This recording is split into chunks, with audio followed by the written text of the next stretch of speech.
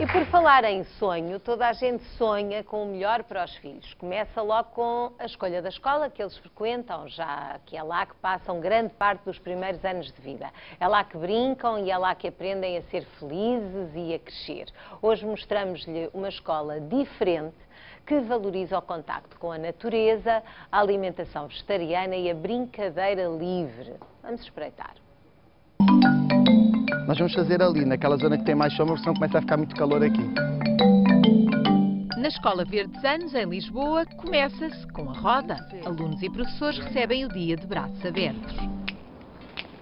Estrela da manhã, bem-vinda sejas, fulgura para nós eternamente. A escola fica na Mata de Monsanto e privilegia o contacto com a natureza. É uma escola muito ligada à natureza, que tem de facto uma alimentação alternativa, biológica e biodinâmica. Portanto, tentamos comer a comida e a fruta e os legumes da época. Depois, os materiais que nós utilizamos, tentamos que sejam quase todos o mais ecológicos possíveis. Também tentamos e apoiamos a brincadeira livre das crianças, para elas poderem explorar-se a si próprias e ao mundo de uma forma mais livre. Estão a fazer o quê com os sementes de girassol?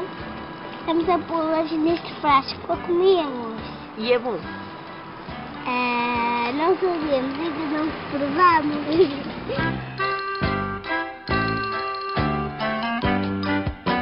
Agora os girassóis estão a secar, achamos que hoje era um bom dia para os cortar e naturalmente eles vêm ter connosco, vão-se pondo aqui à volta. Os mais pequeninos já estiveram aqui todos a fazer este grande trabalho. A turma do primeiro ciclo divide o dia entre o programa do Ministério da Educação e outras atividades que estimulam os sentidos dos mais novos. Nós cumprimos o currículo nacional. Nós dedicamos a manhã mais às atividades ditas intelectuais, em que há uma forte componente tanto da língua como da matemática. Da parte da tarde é que centramos as atividades artísticas, que também aparecem no Programa Nacional, e as atividades de expressão físico-motora, da expressão musical, o inglês também temos da parte da tarde, e depois introduzimos também a horta. Já fizemos uma história, já fomos à horta apanhar os tomates. O nosso professor apanhou tricos. Aprendemos a brincar a muitas coisas divertidas, com os meninos, principalmente. Claro que não há adultos para brincar. O Bartolomeu até leu com o D e o I, lê com o D. Aqui diz diário. Diário. E aqui? Alguém consegue ler? Isto é o É o D. Um dia, Bartolomeu! Diário da turma! Ao mesmo tempo, na sala dos mais pequenos, amassa-se o pão. Todas as sextas-feiras nós fazemos pão para a nossa sala, para a sala do lado e ao lanche. Estou morta, o que é o almoço hoje? Uma deliciosa sopa de cenoura, não é? E a seguir vem gratinado de legumes com salada.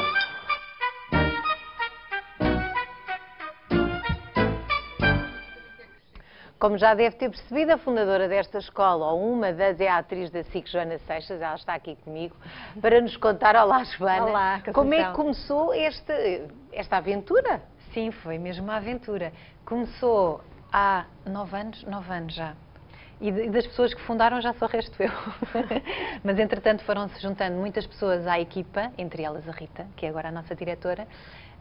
E, portanto, foi um projeto algo atribulado, portanto, com muito envolvimento dos pais, o que gera sempre muito debate e muita discussão, mas tentando sempre privilegiar as crianças e aquilo que nós queríamos que elas tivessem no ensino. E isso foi sempre o nosso objetivo e o nosso foco, e, portanto, filtrando todas as divergências que existem entre as pessoas, porque as áreas alternativas também têm muito muita discussão ainda entre as pessoas, não é? E há muitas correntes que São se podem... muitos anos em que as pessoas se habituaram a que o ensino fosse uma coisa e agora há uns pais e há umas pessoas que acham que pode ser essa coisa e mais alguma ou coisas Exatamente. diferentes. Ora, conforme a Joana já disse, já falou da Rita da Costa, que é mãe do Lucas de 3 anos e do Gaspar, que tem 7? 5. Tem 5. Eles frequentam também esta escola, portanto há à partida entre as duas uma coincidência daquilo que vocês acham que a escola deve ser para os vossos filhos. Sim. Assim como o meu filho também frequentou até ao 4º ano, portanto ele esteve sempre nesta escola. Porque a Joana, desde o início, que achou, bom, eu quero uma coisa um bocadinho diferente daquela... Bastante diferente. Pronto, eu estava a dizer um bocadinho. Bastante porquê, Joana? Porquê? Porque eu sentia que, de alguma forma, o ensino se estava a transformar cada vez mais numa coisa fria e distante das crianças, que as observava apenas como grupo. As atividades em grupo são importantes, mas é muito importante olhar para cada individualidade. E eu acho que, com tantas personalidades diferentes que existem numa turma, se não existe um professor atento a todas essas diferenças, o ensino acaba por se perder e as crianças acabam por não se sentir valorizadas. O que eu senti muito, por exemplo, no Francisco, que já fez o percurso todo daquela escola, teve 8 anos na escola, foi que ele ficou muito autoconfiante, muito consciente de si próprio, das suas capacidades, conheceu-se bem a ele próprio, teve espaço para isso. Também teve professores e uma equipa que acreditou nele e que o tratavam de uma forma diferenciada, realmente. Diferenciada dentro de um grupo. Portanto, há todo um trabalho em conjunto com toda a equipa, discute-se todas as semanas as atividades e como reagir melhor com estas crianças. Às vezes são grupos, às vezes é uma individualmente que está a reagir menos bem ou está a reagir muito bem a certas coisas. E foi essa a minha necessidade na altura de achar que eu queria que o meu filho tivesse um ensino mais personalizado e de achar que, no geral, as escolas não ofereciam isso. E eu percorri algumas escolas e para fui que ver... se dê competências diferentes, portanto, agora dá para perceber Também, que já também. passou o tempo e ele é autoconfiante. Mas a Joana, quando pensa nisso, não pensa, bom, ele se calhar no convívio com os pais também teria sido autoconfiante. Também, qual é que é a dose? nossa parte... Não é? Há uma dose de eu escola acho... e há uma dose de pais e há de uma família. dose de sociedade, não é? Eu acho que a nossa sociedade hoje em dia... neste caso, nos últimos 8 anos em que o Francisco foi crescendo, não contribuía de uma forma muito positiva e não contribui para uma autoconfiança muito forte nas crianças. As crianças são demasiado engolidas pela multidão e acabam por ficar um bocado a medo e se vão com o rebanho, está tudo bem. Se ficarem sozinhas, às vezes sentem-se um pouco perdidas. Claro que há uma componente fundamental nos pais e na forma como nós os educamos e como isso tudo acontece no percurso deles. E isso é evidente que eu não vou retirar essa parte e não vou só dizer que ele é autoconfiante só pela escola. Mas a verdade é que a maior parte das crianças daquela escola acabam por estar assim nesse ponto. É assim, Rita, é uma coisa que a Rita pode confirmar. Posso porque as crianças que chegam lá todas vêm de famílias diferentes, de situações diferentes e aquilo que nós vemos na prática é que elas pouco a pouco vão desabrochando porque se sentem super seguras, é uma extensão da casa. Portanto, o que é que a Rita, já ouvimos a Joana, não sei se coincide em tudo, com certeza que sim, pelo menos em boa parte, mas depois há o que os outros à volta acham disto, não é, Rita? Porque dizer, porque parece que há um afastamento daquilo que os outros pais, os amigos, a família têm como princípio. Os meus filhos vão para uma escola regular. A Rita não foi olhada um bocadinho com desconfiança por causa desta decisão? Sim, é normal, porque toda a gente quer sentir o chão firme e quando surge uma proposta diferente, o ser humano reage sempre com receio, com desconfiança. Mas depois, quando vê na prática, a forma como as crianças, elas não se querem sair da escola, é algo inédito, elas choram porque não se querem vir embora, elas querem ficar no jardim a brincar. E quando os pais, mesmo os pais que vão para a escola um bocadinho com mais receio, veem isso nos filhos, a forma como eles crescem, são felizes, as pessoas aderem. E eu penso que existe. E aqui há uma das grandes marcas deste ensino tem a ver com o contacto com a natureza, sim, com a alimentação, porque até há alunos nesta escola que não têm uma alimentação biológica ou vegetariana em casa. Há muitos mesmo. Há muitos mesmo. Sim, nós não até somos, mais de metade, provavelmente. Nós não somos fundamentalistas. Em nada. nada. Portanto, há pais que têm uma alimentação dita normal em casa. Eu tenho uma depois na alimentação dita normal, quer dizer, tenho alguma preferência pela alimentação vegetariana e, portanto, eu não como muita carne. E o Francisco come carne, e come peixe, e come tudo, e teve numa escola vegetariana, portanto, não é incompatível. Às vezes até há pais que pensam que não vão ser aceites. É que ele come carne, então é bem-vindo e pode conhecer todo um outro leque de alimentação, porque foi isso que aconteceu. Eles ficam a conhecer alimentos que eu própria não conhecia na escola. E o importante também é que também percebem, quando se come carne, o respeito que se deve ter por aquele alimento. Não é? Portanto, é o respeitar o alimento, Sim. a forma como ele nasce na terra, o tempo como que é leva, criado, se é biológico ou se é não. no inverno, se é no verão, porque nos supermercados e nas lojas parece que cai tudo de um sítio qualquer que não sabe muito bem. Portanto, esse contacto com a natureza é que acreditam que faz deles pessoas mais conscientes das coisas. E seguros, porque eles sabem de onde vem a comida, sabem que podem semear essa comida e passam todo esse processo de E vão para a horta, que vimos, vão lá mexer e esgravatar. É diário e chegam lá à escola e as educadoras estão a cuidar do jardim e eles vão vendo esse comportamento e vão seguindo também. E nós acreditamos que isso é mesmo muito importante. Pode parecer assim algo muito pouco importante. Mas nós vemos amassar pão. Agora, o que eu pergunto é, eles amassam só o pão, também comem este pão de certeza? É o pão do lanche deles. É o pão do lanche. É o pão do lanche, era isso que eu ia dizer. Esse momento do início de fabricar alguma coisa, eles verem que foram eles que participaram, que fizeram, que ajudaram, que moldaram, muitas vezes eles fazem mesmo as suas bolinhas, aquela é minha, aquele é o meu pão. E, portanto, há mesmo um sentido de posse, de que eu fiz isto.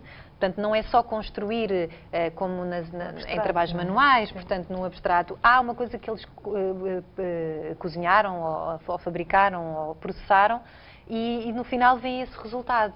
E isso também lhes dá, todo um processo que interiormente dá autoconfiança também. Joana, agora o filho já está numa escola que não é esta.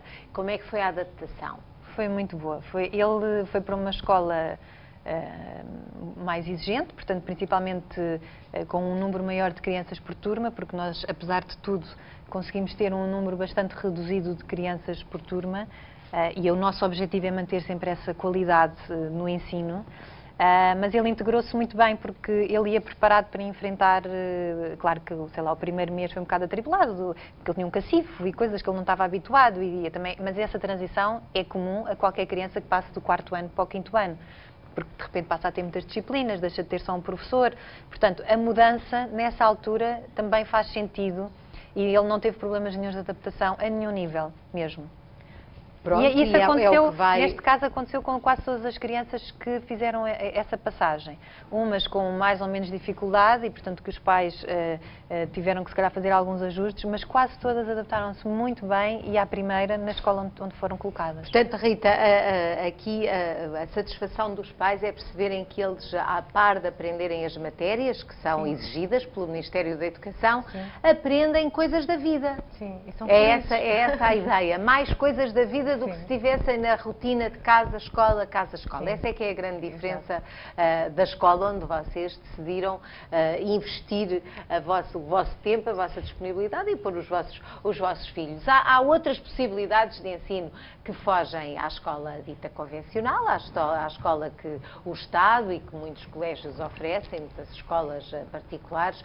O ensino doméstico é um desses exemplos, é uma alternativa para os pais que podem até não ser professores de profissão, mas fazem questão de serem professores dos próprios filhos. Cláudia Sousa é uma das pessoas que aderiram ao ensino doméstico. Ela juntou-se agora à nossa conversa para nos explicar melhor este caminho. Cláudia, achou que em casa a escola é que é boa? Achei que em casa a escola poderia ser melhor do que era. Portanto, eu comecei esta aventura com a minha filha mais nova, há cerca de 2 anos. Portanto, ela fez. Porquê? Portanto, ela entrou para uma escola pequenina, com horário duplo, portanto só tinha aulas num dos períodos do dia, e tinha ainda muito tempo para brincar e para se dedicar às coisas que realmente ela gostava. E, entretanto, pronto, com estas reformulações todas que houve, as escolas pequeninas foram fechadas, foram criados os grandes centros educativos, e no segundo ano ela mudou para uma escola muito grande, muito maior, aliás, do que onde estava, e com um horário também muito mais sobrecarregado. Ela passava 8 horas ou mais na escola. E começou-se a sentir que ela não estava feliz. Essencialmente foi isto. Eu não posso dizer que tenha havido problemas de adaptação ou que tenha havido uma situação traumática, uma situação complicada que eu consiga definir, mas foi um processo. Foi um olhar para ela e perceber que algo não estava bem. Portanto, e nós queríamos sempre mais para os nossos filhos, não é? Queremos sempre procurar o melhor. Portanto, descobriu o ensino doméstico como? Sabia que existia? Soube mais ou menos nessa altura, mais ou menos um ano antes, numa conversa com uma amiga. Numa conversa com uma amiga, mas uma amiga que também ensinava em casa? Não era uma amiga que ensinava em casa, mas que tinha o conhecimento de que noutros países essa possibilidade existia e que em Portugal também, entretanto, fui pesquisar. Então quem quer optar por essa forma de ensino, o que é que tem de fazer? Que competência é que tem de ter? Primeiro tem que se consciencializar e tem que refletir se de facto é a opção certa para a sua família. E para a sua família, para aquela criança em particular. Mas depois bate-se à porta de quem na prática? Depois na prática faz-se uma matrícula normal, perfeitamente normal numa escola. Na escola da zona, por exemplo? Exatamente, pronto. Aliás, os impressos de matrícula e de transferências têm essa opção contemplada, a par do ensino privado e do ensino público, está contemplado também o ensino doméstico ou individual. Também existe essa Então, depois, quem é que decide se a criança está apta a passar de ano e se tem os conhecimentos ou não tem? Aquilo que está previsto legalmente, portanto, em termos de legislação, é que as crianças em ensino doméstico façam avaliação de final de ciclo. Portanto, no final de cada ciclo, as crianças vão à escola prestar provas, no fundo. No primeiro ciclo, a legislação é um bocadinho mais, não é tão clara. Portanto, e vai variando um bocadinho aquilo que as DREs vão exigindo ou vão tentando acordar com os pais. No caso da Ana, que fez o terceiro e quarto ano... experiência, fez o terceiro e quarto ano foram os dois, o pai e a mãe, os professores, ou foi sempre a Cláudia que foi a professora dela em casa? Em ensino doméstico tudo funciona, é um todo, portanto, toda a família é envolvida neste projeto. Claro que, em muitos casos, e no meu caso, eu assumi um bocadinho mais, de uma forma mais presente e de uma forma mais constante, porque nos organizámos e nos estruturámos familiarmente para o fazer assim, mas é um projeto que envolve a família toda. Então vamos lá ver. Há hora de entrada, hora de saída, hora de recreio, hora para estudar, hora para os trabalhos de casa. Como é que isso funciona na prática? Na prática não há uma forma certa de fazer, ou uma forma mais certa do que outra. Cada caso é um caso, cada família tem a sua dinâmica muito própria. E o interessante é mesmo isto, é a diversidade de opções que depois se pode ter optando por esta modalidade. No meu caso, eu posso lhe falar da minha experiência pessoal, é mesmo partilhar a sua experiência. Em relação à Ana. O que nós acordámos entre as duas, no fundo, e alargando à família toda, é que ela teria que estabelecer um plano de trabalho. E optámos por ser um plano de trabalho semanal. Portanto, a ideia é disponibilizar o máximo de recursos e de materiais para que ela possa utilizar. Trabalhámos muito por projetos, tendo por base projetos, ou seja, uma ideia que ela quer, de alguma coisa que ela quer aprender. Porque, e nomeadamente no primeiro ciclo, isso acontece. Quase qualquer ideia que os miúdos têm, qualquer vontade de conhecer alguma coisa, nós conseguimos encaixar no currículo. O currículo é suficientemente aberto e elástico para conseguirmos fazer isso. E foi muito nesta base que nós trabalhamos, portanto, com muita liberdade, sim, mas também com a organização e planeamento da parte dela e o assumir dessa responsabilidade também da parte dela. De tal forma que o irmão, como assistiu a que a Mana estivesse as aulas em casa, também está nesse Sim, estamos sistema. a começar agora, este ano. É o primeiro ano. É o primeiro ano dele. Portanto, agora, o que falta aí, para quem está agora a ouvi-la, falta o recreio com os outros meninos, a fazerem uma grande algazarra, falta esse convívio, falta os trabalhos de grupo, falta o implicarem uns com os outros, que também acontece, o rirem-se uns com os outros. Não sente que isso é uma coisa que está a ser retirada à sua filha? Não, e vou explicar porquê. Porque, assim, o ensino doméstico, de facto, isso é quase um mito. O ensino doméstico não é sinónimo de ter as crianças... fechadas em casa. Enfiadas nas quatro paredes de casa, não é? Não é mesmo. E pela experiência que tenho, muitas destas famílias, e nós fizemos-lo também, procuram outros tipos de alternativas e outros tipos de soluções, no fundo, para promover a tal socialização, que é o bicho-papão do ensino doméstico, não é? Pelo menos é muito apontado como tal. E o que é facto é que as famílias se organizam entre elas de forma a promover esta socialização. E a Ana fez trabalhos de grupo com outras crianças, fez projetos, desenvolveu projetos com outras crianças de outras idades, que não têm que ser também... Não tem que estar dentro da caixinha, não é? Como na sala de aula, todos da mesma idade, porque enriquece muito tanto uns como outros. Portanto, eles têm outras atividades. No caso da sua filha, ela tem atividades fora de casa em que tem contacto com outras crianças. Portanto, há formas diferentes. Eu acho que aquilo que têm em comum estas nossas três convidadas é o facto de terem tido uma opção diferente da maioria das pessoas. Portanto, Joana, a Joana tem a certeza, ao fim destes anos, com o filho já a sair deste ensino, que ele não perdeu nada, muito pelo contrário. Não, pelo contrário, ele ficou a ganhar. E acho que ele ganhou uma infância cheia de memórias ricas, que eu acho que é uma das coisas mais importantes na infância, são as memórias que depois nós trazemos connosco. E essa experiência fica-nos para a vida e marca-nos, não é? Portanto, a infância, e eu tenho isso também, a minha primária, a minha professora primária, todas essas referências. E uma escola mais familiar, eu acho que também ajuda a que essas referências sejam mais fortes e mais vividas pela parte deles. A Rita vive a vida na escola e estava a ouvir muito atentamente a Cláudia. Imagina-se a estar em casa, por exemplo, com esta opção, não é? Imagino, mas no nosso caso acho que tudo o que nós vivemos em equipa também, com as educadoras, os professores, é muito rico.